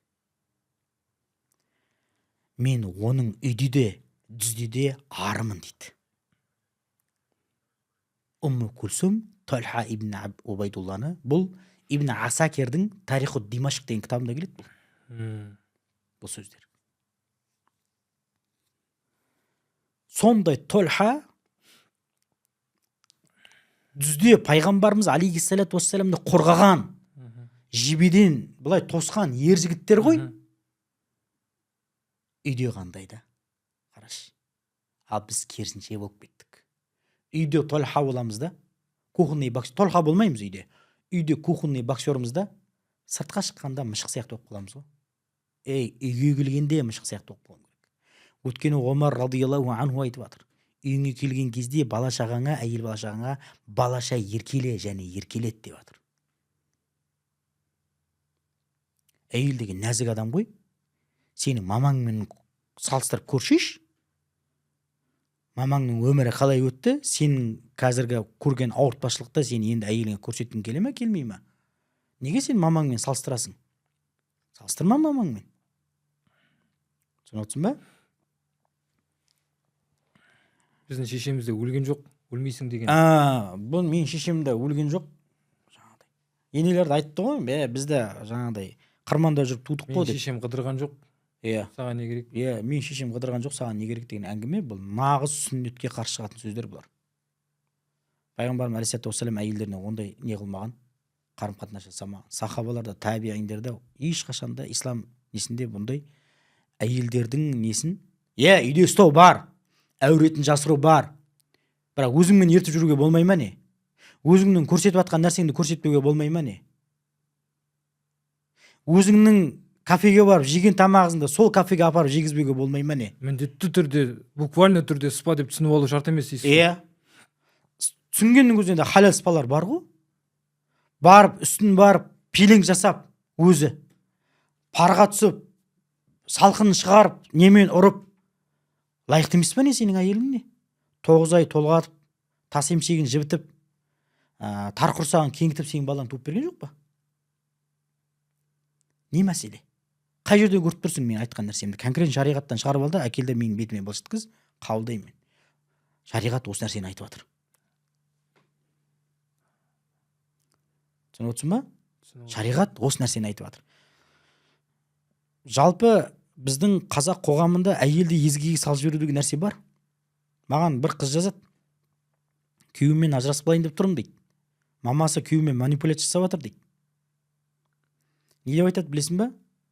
Сен құл сияқты үндемей отыр дейді. Не сөз ол?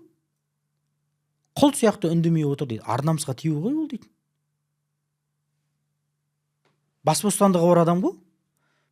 Мемлекет конституциямен гарантия беріп отыр оның бас бостандығына. Білім алуға, сапалы тамақ жеуге, сапалы өмір сүруге, жақсы үйде тұруға. Сен өбіктеп отқан әйелді алдыңда, сен соған гарантия болуың керексің.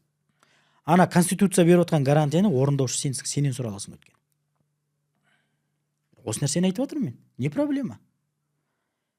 Әйеліңді шаттандыру, әйеліңе әдемі көйлек кигізу, тәтті тамақ беру. Шамаңа қарай. Шамаңа қарай ғой, обязательно шамаңа қарай. Жоқ нәрсені талап ете алма. Мен максимальный нәрселерді, минимальный нәрселерді айтып жатырмын. Әрі қарай өзің тәпсірлеп ал. Бағана бір қыз жазып жіберді. Сенің планкіңде, сенің жаңа горизонтыңдағы дүниемен есептеледі ол нәрсе дейсіз ғой, Былай ғой. Бір қыз жазып жіберді. Тырнағын ал анаңның деп жатырмын ғой, шашын жуып бер деп. Бір қыз жазып жіберді енді. Даты бол ондайға дейін судың қажеті жоқ шығар деп жатыр да. Мен айтып отырмын, ана күйеуің саған қарай жүрмей жатса, қарамай жатса, біздің әлсіз жеріміз анамыз. Анамыздан асып кете алмаймыз. Жақсы болсын, жаман болсын. Біздің анамыздың көңілін тапсаң, біз сенің автоматически көңілін табамыз. Сенің қадірің көз алдымызда өседі. Әйеліңнің көңілін қашан табасың?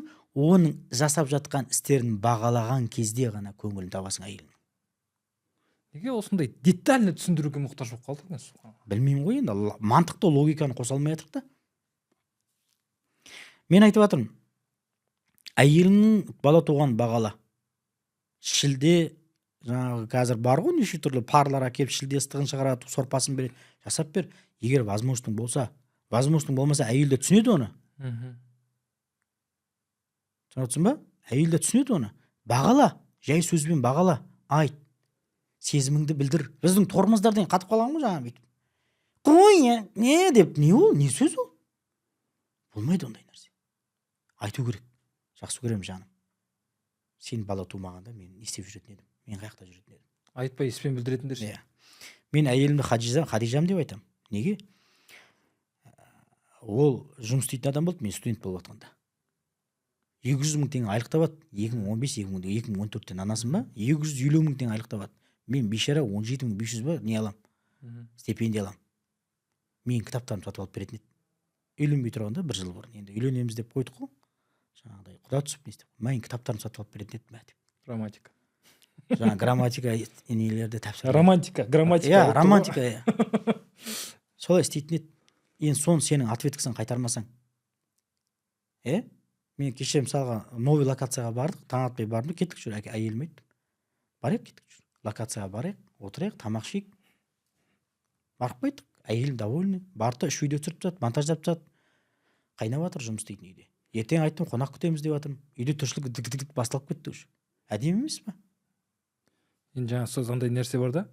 Енді сіз істеді екен деп, сіз істей алды екен деп бүкіл адам не істеуі мүмкін. Әркімнің өзінің жаңағы сезімін білдіретін психологияда тілдері бар екен да. Біреуі қамқорлықпен білдіреді екен, біреуі эмоционалды түрде тілмен білдіреді екен, біреуі іспен білдіреді екен, біреуі мыспен білдіреді екен деген секілді. Енді бұл нәрсені сіз секілді айту шарт па, әлде өзінің табиғатына сай білдіру керек па? Сонда түсінбей жатыр ғой енді. Білмеймін. Онда айту керек болып тұр ғой. Сөзге шорқақ болсаң білмеймін, мен тілімді кесіп тастап лақтырып тастайын да, әйеліңе жақсы сөз айта алмайтын болса. Баяғыда Абдуғапар ұстаз айтып еді, ля иляха илlallah деп айта алмайтын тілді кесіп лақтырып тастады деп айтып жатыр да. Ұстазыңды. Енді әйеліңе жылы сөз айта алмасаң, пайғамбарымыз алейхиссалату уассалам анық айтып жатыр. Мен сендерге өсиет етемін, отбасыларыңа жақсы қарауға, мен отбасыма жақсы қараймын. Әйелдерді өсиет етемін. Олар қисық қабырға, түзетеміз деп сындырып алмаңдар. Бар күйінде қабылдаңдар деп айтып жатыр. Пайғамбарымыз алейхиссалату уассалам бірнеше жерде айтып жатыр. Аяттарда келіп жатыр. Аят нелердің болмысы турасында. Енді сенің сөзіңнен келейікші, жақсы айта алмасаң, іспен подаркамен әкеп бер, Рафаэл әкеп бер, сникерс әкеп бер, қымбат жаңа 1000 теңгенің, 1500 теңгенің мороженыйын әкеп бер шелектегі. Тығып әкеп бер да, кешке қарай келіп, терезені қағып, үйдегілер көріп қалмасын, ашып. Қасына бір штук гүлде одуванчикті жұла салшы, ладно, енді өтіп жатқан. Ана қызыл кітаптағын жұлып алма, тек сотталып кетесің. Алда, үй жақтағы. Алда саған бер, анау ойлашы, анау мәз болады, анау бейшара. Шынымен осы нәрсені айтуға да не мұқтаж ба деп ойлап қаламын. Қоғам өйткені сізге жазып жатқан хаттарды оқимын да жаңағы. Шынымен әйелімді осындай көріп жатырмын, әйелімді осындай бағалап жатырмын деп, мүмкін шынымен де адамдарға айту керек екен деп ойлап қаламын. Енді екінші тарап бар ұстаз. Өйстіп жасап жүрген жігіттер бар. Енді романтиктің романтигі үлдемен бүлдеге орап отырған жігіттерді білеміз. Бірақ сонда да наразы бір әйел. Сонда да бір разылығы жоқ. Сонда да маған внимание жетпейді. Сонда да менде бір нәрсе бар. Білмеймін. Бір жаңағы шырайын шығармайды. Бір наразылық қой. Істеп жатса сен міндеттісің, сен істеуің солай болу керек. Сен еркек болғаннан сөйтіп істеуің керек. Оны істегенде міндетсің бе сен деп. Ана жігіттер енді жасағаннан кейін, істегеннен кейін бір ответ күтеді ғой енді кішкене жаңағыдай. Енді эмоция алмасу ғой енді былайша келгенде. Ондай әйелдерге не дейсіз? Мынандай нәрсені айтайыншы. Пайғамбарымыз алейхиссалату уассалам жаман әйелдерді былай деп сипаттайды. Оңбаған сондай. Шүкірсіз. Құдайға шүкірі жоқ, адамға да шүкірі жоқ, бір оңбаған көкбет қатындарды былай суреттейді. Бір әйелдер болады дейді, өмір бойы әйелдерін, күйеулерінен жақсылықты көріп келеді да, бір жамандығын көреді да, мен сенен өмір бойы жақсылық көрмедім деп айтады. Бұл нағыз оңбаған қатындар. Еркектер шыдап берер саған, бірақ ертең қияметте сен жауап бересің сол үшін. Әр нығметке шүкір етпеген үшін. Күйеуіңнің жасап жатқан әрбір ісіне, вниманиясына, беріп жатқан сыйлығына, хадиясына, сен үшін жасап жатқан, тырысып жатқан нәрсесіне шүкір ете алмайсың ба? Аллах тағала ертең сені жазалайды. Бұл өмірде де жазалайды, ана өмірде де сені жазалайды. өйткені сен шүкірсіз қатынсың, білесің ба, шүкірсіз әйелсің сен. Дінде мынандай сөз бар, адамға шүкір жоқтың Құдайға шүкір жоқ дейді. Айын шакартум ла азиданнакум. Аллах тағала айтып жатыр, сендер шүкір ететін болсаңдар, мен сендерге арттырып берем деп жатыр. Арттырып, одан сайын арттырып берем деп жатыр. Күшейтпелі түрде айтып жатыр. Екі жақтан келіп жатыр, етістіктің екі жағында тұр. Ләм тұр, нун таукид тұр. Ла азиданнакум. Шүкір етіңдерші, болды. Аллаға шүкір, Құдайым сен беріп жатсың. Ла хаула ва ла қувата илля билля. Құдай маған осындай күйеу берген еді, күйеуің вообще красавчик қылып жіберем деп жатыр Алла тағала сен. Шүкір етудің бірден бір белгісі дейікші, күйеуінің возможностьсына сай бағалау ғой. Әйтпесе күйеуі бүйтіп жасайды жақсылықты өзінің шамасына сай да, мысалға әркімнің табысы әртүрлі. Бәрі бай болғысы келеді, бірақ өмірде бәрі бай болмайды ғой. Мынандай айтайыншы саған. Бірінші тілмен шүкір ету бар, одан кейін денемен шүкір ету бар. Әйел күйеуіңе айт, сөз жеткілікті бізге. Аллах тағала бір нәрсені шариғат етеді ғой. Ла юкаллифуллаху нафсан илля вус'аха. Аллах тағала көтере алмайтын жүкті ешкімге жүктемейді. Бүткіл әйелдерге күйеуінің разылығын тап деп жатыр ғой. Оп оңай нәрсе ол. Аллах тағала шариғатта қиындықты айтпайды. Уама анзална ал-Qur'ана литашқа. Ма анзалнака ал-Qur'ана литашқа. Қателесуім де мүмкін. Құранды саған машақат үшін түсірмедік деп жатыр. Машақат емес әсілінде бұл нәрсе. Бұл нәрсе әсілінде не? Рахаттану, рухани өсу бұл дейді. Күйеуіңе шүкір. Менің арыстаным. Сен болмағанда мен сенен басқа кімге керекпін? Қазір үйге де сыймаймын мен. Ана қайным, інімнің, ағамның, жеңгесімен де істей алмаймын. Саған ғана сыям ғой мен деп. Айтсаң бар ғой, біттік біз. Құлаймыз біз дейді. Енді қарада, осы жерде сен бір солай шүкір ететін болсаң, әлхамдулилля, Алла тағала саған одан сайын арттырып берем деп жатыр. Әйелге көп нәрсе керек емес. Еркекке көп нәрсе керек емес. Әйелдерді болып қайтып. Еркекке көп нәрсе керек емес, сөз керек бізге. Сөз. Бізге де внимание керек, біз де жақсы көреміз. Біз де адамбыз деші. Біз де адамбыз, ет пен сүйектен жаралған. Біз ана бүйтіп қатайып жүргенмен, жүрегіміз нәзік біздің де. Кеше Қуаныш деген бауырымыз бар, жазып жіберіпті. Әрбір еркек бақытты болуға лайықты деп. Лайықтымыз біз де. Біз де лайықтымыз. Сондықтан мен әйел, мынау айтатшам, натура нытик деп айтатшар, мен нытик емеспін, субханалла, мен еркекпін. Мен өзімнің сендерге ішімдегі сырларымды айтып жатырмын. Тәжірибеңіз ғой, ұстаз, сізде бұрын сондай бір көшенің тәрбиесімен өстіңіз, көшенің несімен қалыптастыңыз, сол манипуляцияна шықтыңыз, сол мектептен не істедіңіз ғой, мектеп демей ақ қойшы, сол системадан дейіңізші. Содан кейін өзгеріске ұшырап, ол өзгерістің, ол тәжірибенің жемісін көргеннен кейін, оны діннен тапқаннан кейін, мені екі әйел шығарды осындай қылып. Бірінші анам, екінші әйелім деп айтайыншы. Әйелім үйде отырды қаншама жыл, қыңқ еткен жоқ. Түрмеде жұмыс жасап жүргенде де мен ет пен тек қана шекер жеп отырмын деп айтқан жоқ. Сабыр етті. Еркектерге көшіп кетейік сөйтіп тұр. Сабыр етті. Альхамдулилля, сабыр етті. Қазір қандай дәрежеге жеттік, альхамдулилля. Жақсы дәрежеге жеттік. Қарым-қатынасымыз да түзеу, сыйластығымыз да мол. Аллах тағала соңынан солай болу нәсіп етсін. Соны көрдің ба? Натура оның отбасы ғой. Математикамен түсіндірейін бе саған? Математиканың көзі жалпы ете қалған шығар. Кез келген санды нөлге көбейтсең нөл бола береді. Ол еркекке де әйелге қатысты бұл. Миллион, триллион, квадриллионды нөлге көбейтсең нөл бола береді. Сен істейсің, обратный связь болмаса, сен шаршайсың да күйесің да кетші дейсің. Маған талақ бер дейсің, болмаса талақ дейсің. Енді бірге көбейткенде екі болмай ма, Құдай ау? Екіні екіге көбейткенде төрт болмай ма? Түсініп отырсың ба? Қазақ айтады, бас екеу болмай, мал екеу болмайды дейді. Күйеуіңнің жасап жатқан нәрсесіне отдача берсең, бағаласаң, сол үшін дұға қылсаң, Аллах тағала өсірмей ма сені? Бірге өткен екі, жүзге өткенде мың болмай ма? Сенде 100 бар, сенде 100 бар. Көйттің мың болмай ма? 100 жақсы ма, 1000 жақсы ма? 1000 жақсы. 1000 қылу сенің қолыңда. Және сенің қолыңда. Не проблема? Әдем емес пе? Біздікілер келеді, әйелдеріміз. Сен кінәлісің, мен кінәлімін сонымен. Мен ішімде бірдеңе бар, бірдеңе ұстап тұр. Ол сенің ана нәпсіл аммара. Сен мені түсінбейсің. Сен түсінбейсің. Түсінесің, сен өзің паражняк бірдеңе елестетіп алғансың, сонымен жүрсің. Сол жалпы деймін, мен ешкім түсінбейді. Сен де түсінбейсің. Түсінетін адам тақында боламыз енді. Сондықтан мынандай деп айтайыншы, адам Аллах тағаламен қарым қатынасын түземей адаммен қарым қатынасын түзей алмайды. Осы жерде осы момент бар, Көрдің ба? Әйелге де айтайын бұл насихатты, еркекке де айтайын. Алла бұйырып жатыр деп айтып бітті. Пайғамбардың сүннетін жасап жатырмын деп айтып бітті. Менде мынандай бір лайфхак бар, ол жақында шықты 1-2 ай бұрын. Бірдеңені істегім келмейді, бір жұмсайды, жыным келеді, ашуланам, әйелім айтады болмаса. Ішімнен мынандай ниет қыламын, Алла разылығы үшін жасайыншы осы нәрсені. Деймін ғой, ана іс маған жеңіл болып кетеді. Кім үшін жасап жатқаныңды біл, болды. Қатының үшін жасама, күйеуің үшін жасама, Алла үшін жаса, Алла тағала берекетті беріп қояды. Еркекке де қатысты, әйелге де қатысты. Мынандай имам Әл-Әлбани деген кісі өтеді. Соған Босния Герцеговинада ма, қателеспесем, сол жақта 90-шы жылдары соғыс болып жатқан кезде бір кісілер шығады да айтады, бармаймыз ба соғысқа, пәтуа бермейсіңдер ме дейді. Анауларың бар ма, мынауларың бар ма сұрайды, шарттарын сұрайды.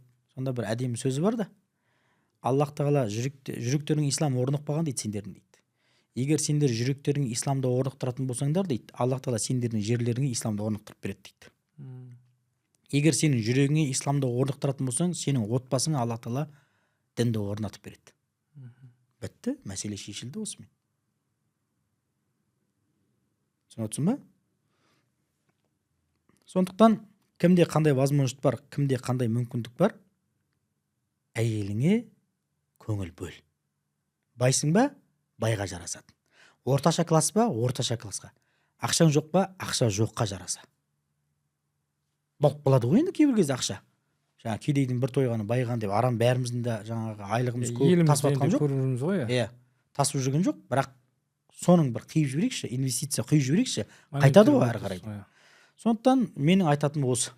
Мысалы, осы жерде сөзіңізге тұздық, құрбандық жайлы айтайықшы, еркекке де қатысты, әйелге де жақсы қатысты. Мысалға, жаңағыдай ғой, бір ер адамдар бар, бала шағасы жақсы өмір сүрсін деп, бала шағасымен бірге өткізетін уақыттарды құрбан қылып, оның орнында қызметте, сапарда, сондай бір жерлерде жүр да, мысалға. Болмаса әйел адам сөйтіп жүріп қалуы да мүмкін, енді жұмыс істейтін әйел адамдар.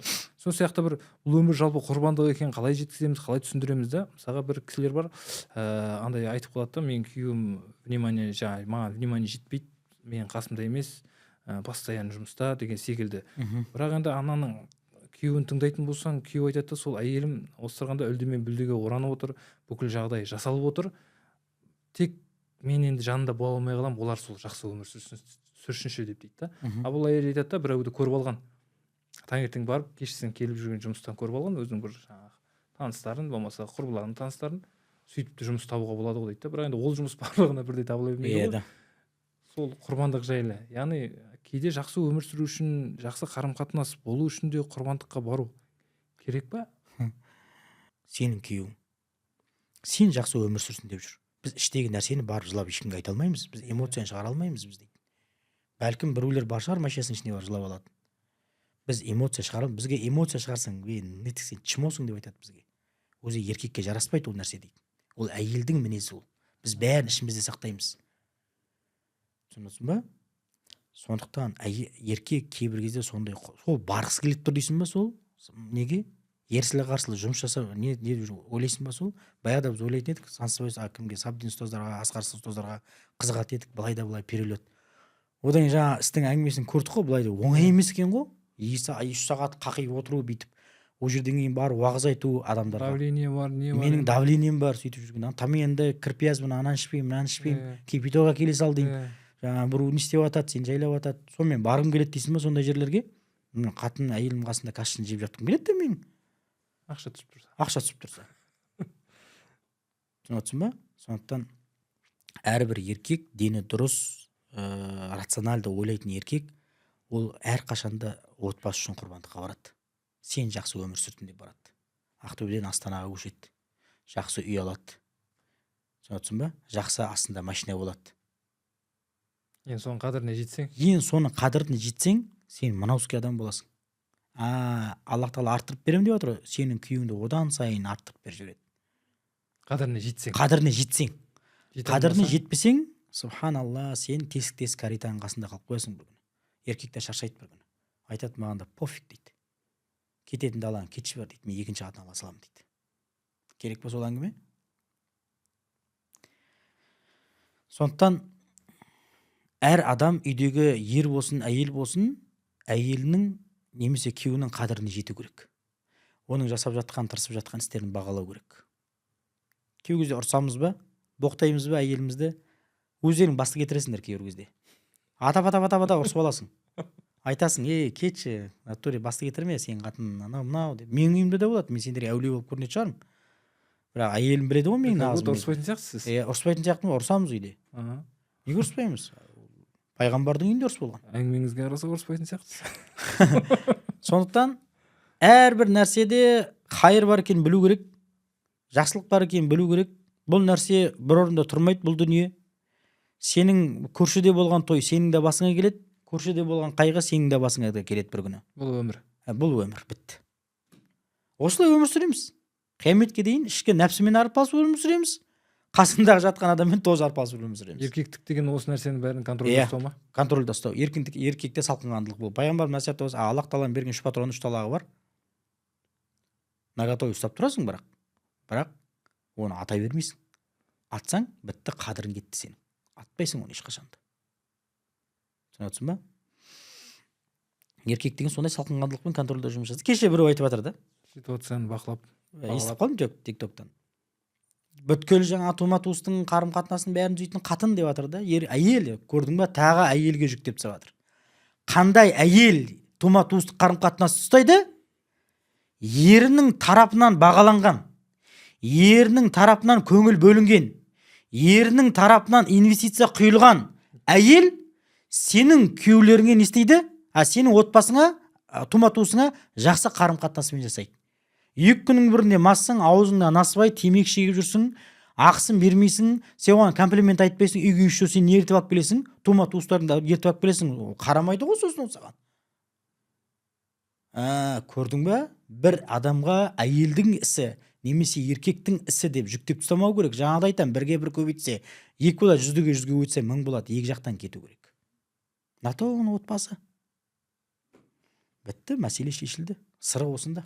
Алла разы болсын ұстаз. Көп рахмет. Енді біздің подкастымыз, біздің сұхбатымыз жалпы жаңадан басталғаннан кейін YouTube арнамызға қосылу керек болады. 5000 подписчикке дейін қосылған кезде бар біздің ұзақ видеоларымыз шығады. Ары қарай дамиды, өседі, өркендейді. Сондықтан тек тарс жазылып бөлісіп тастау керек болады. Бір сұрақпен бүгінгі шығарылымды қорытындылайық. Ұстаз, мынау қоғамда жүреміз енді. Мен өзім әдейі сол көп жерде көп сапар шегем, адамдармен отырам, көп тыңдаймын, қандай мәселе болып жатыр, қандай нәрсе болып жатыр. Көп сыртынан бақылаймын, түртіп аламын. Қанша енді өзім шынымен шаршаймын да, негізі кейде көп шаршаймын да, соны жаңағы Санат деген бауырым айтып отырсам, біз осы бір қоғамды ойламай-ақ қоятын бір вариант болмаса, біздің типажымыз сондай жеке дейді да. Сондықтан ойламаймын дегенмен ойлай бересің дейді да.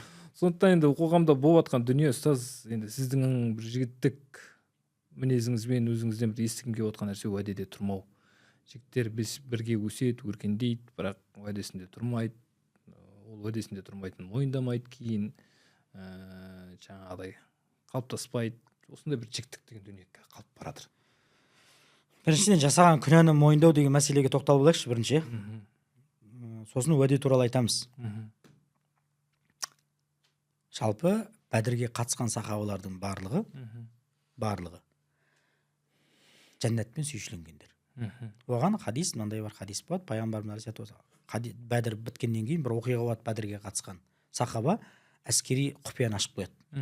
Сосын пайғамбарымыз айтады, оның алдыңғы және күнәлары кешіріліп болған, өйткені ол Бәдірге қатысқан дейді. Сонда Бәдірге қатысқан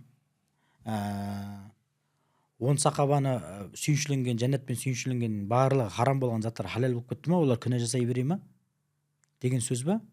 Жоқ, ондай емес. Аллах тағала олардың білді, қандай сипатын білді, қандай күнә жасаса да күнәсін мойындап, соған тәубе ететіндігіне Алла тағала алдын ала біліп қойды. Арамызда да жәннаттықтар жүр ма? Жүр ғой. Жүр. Бірақ пайғамбар жоқ, сен жәннаттықсың деп айтатын. Түсіндің ба?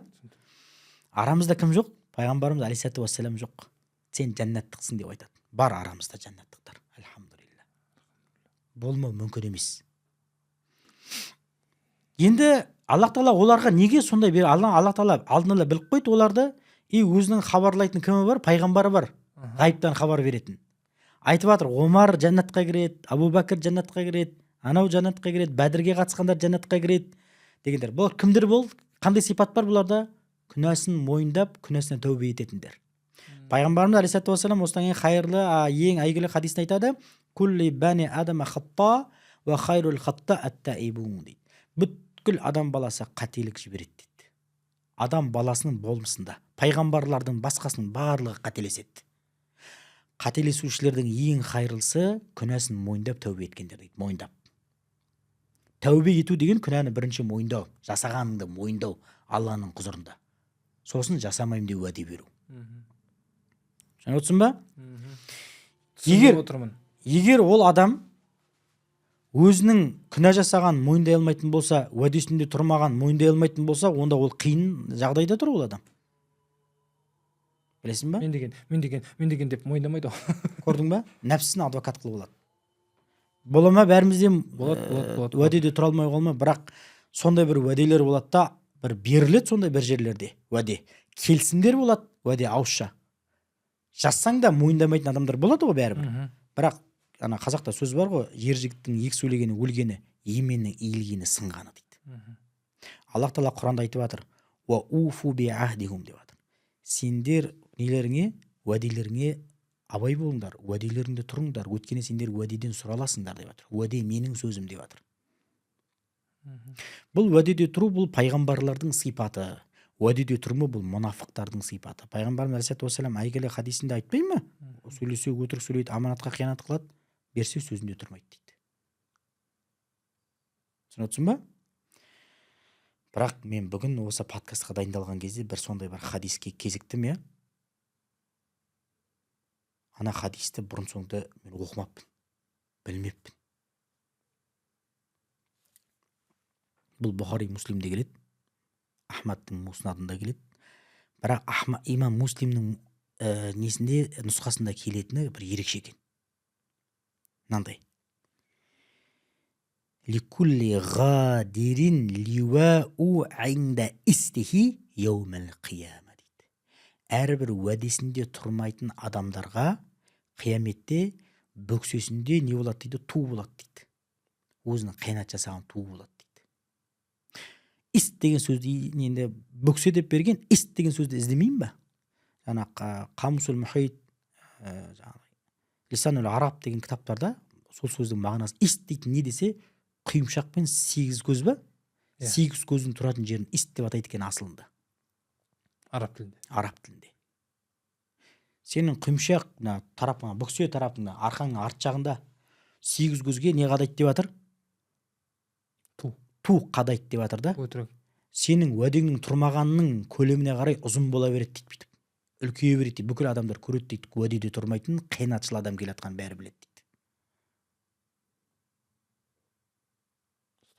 Аллах Тағала бұндай адамдармен, пайғамбарымыз алейхиссалату вассалам айтып жатыр хадисінде: "Уәдеде тұрмайтын адамдармен мен қияметте соғысам" дейді.